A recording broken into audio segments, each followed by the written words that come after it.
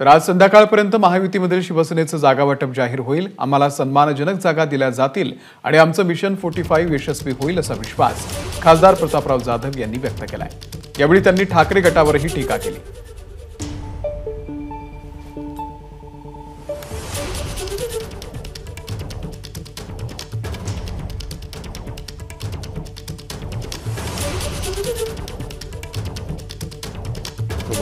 खासदार प्रतापराव जाधव आहेत।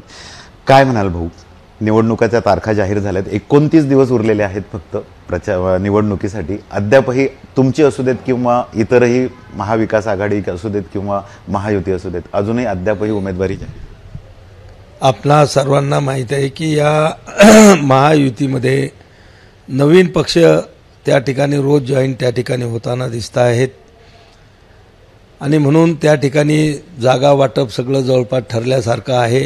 एक दोन जागेचं जे काही थोडंफार त्या ठिकाणी ठरलेलं नाही ते आजच्या बैठकीमध्ये फायनल होईल। उद्याच्या उद्या सगळे संध्याकाळपर्यंत उमेदवार महायुतीचे युतीमधल्या शिवसेना पक्षाचे जाहीर होतील।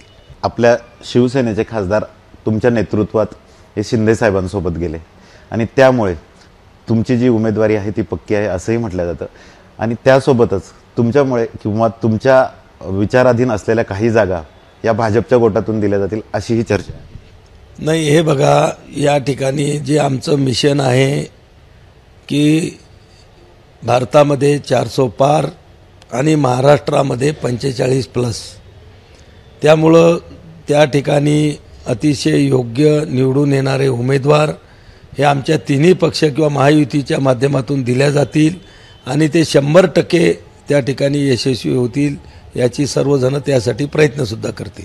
उद्धव ठाकरेंनी आतापर्यंत जिल्ह्यात 5 सभा घेतल्या आहेत, म्हणजे आधी गेल्या महिन्यात 3 आणि आता 2, पण अद्यापही त्यांनी संभाव्य उमेदवार फक्त नरेंद्र खेडेकर त्यांचा एक साधाही उल्लेख केला नाही 5च्या 5 भाषणामध्ये।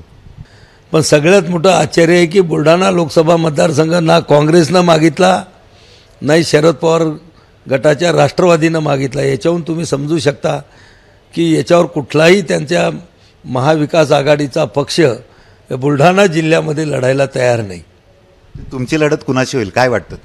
आता मी तुम्हाला याचं उत्तर पहिल्याच प्रश्नात दिलेलं आहे की ना राष्ट्रवादी शरद पवाराची या ठिकाणी उमेदवारी मागत आहे किंवा हक्क सांगत आहे, बाकीच्या ठिकाणी जसे त्यांच्या एकमेकावर कुरघोड्या चालू आहेत, किंवा काँग्रेस ही जागा या ठिकाणी मागत नाही आहे आणि उभाटानं मागच्या वेळेस लढली होती म्हणून ती उभाटाच्या गळ्यात ही जागा बांधून दिलेली आहे।